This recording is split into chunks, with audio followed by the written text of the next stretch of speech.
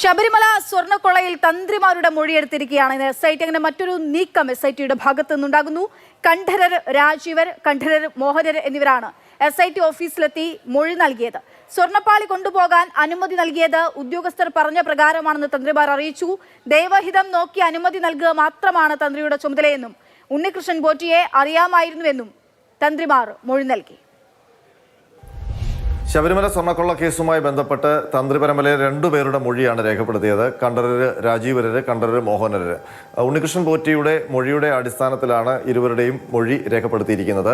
അതിൽ പ്രധാനമായും ഉണ്ണികൃഷ്ണൻ പോറ്റിയെ അറിയാമോ എന്നുള്ള കാര്യത്തിന് രണ്ടുപേരും അറിയാം എന്നുള്ള മറുപടിയാണ് നൽകിയത്. അതിനൊപ്പം തന്നെ ഉണ്ണികൃഷ്ണൻ പോറ്റി ശബരിമലയിൽ 2008 കാലഘട്ടങ്ങളിൽ കീഴ്ശാന്തിയുടെ സഹായിയായി എത്തുകയും അവിടെ ജോലി ചെയ്യുകയും ചെയ്തിട്ടുണ്ട്. അതുമായി ബന്ധപ്പെട്ട പരിചയം എന്ന് മാത്രമാണ് ഇരുവരുടെയും മൊഴിയിലുള്ളത്. അതല്ലാതെ അതിനപ്പുറം ഒരു ബന്ധം തന്ത്രി കുടുംബവുമായി ഇല്ല എന്ന് അവർ വ്യക്തമാക്കുകയും ചെയ്തിട്ടുണ്ട്.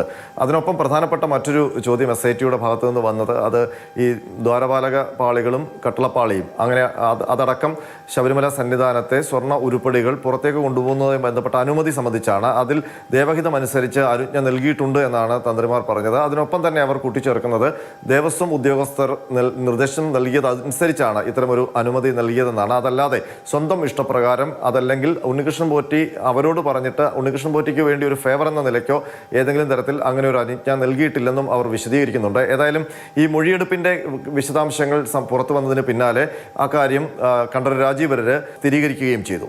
കൊടുക്കാന്നുള്ള ഒറ്റ ഉത്തരവാദിത്തമേ ഉള്ളൂ. സ്ഥാവര ജംഗമ സ്വത്തുക്കളൊക്കെ ദേവസ്വം ബോർഡിന്റെ കസ്റ്റഡിയനാണ്. അല്ല, നമുക്കതുമായിട്ട് യാതൊരു ബന്ധവുമില്ല. ഉണ്ണികൃഷ്ണൻ പറ്റി അവിടെ വർക്ക് ചെയ്ത ആളല്ലേ, എനിക്കറിയായിരിക്കുമോ?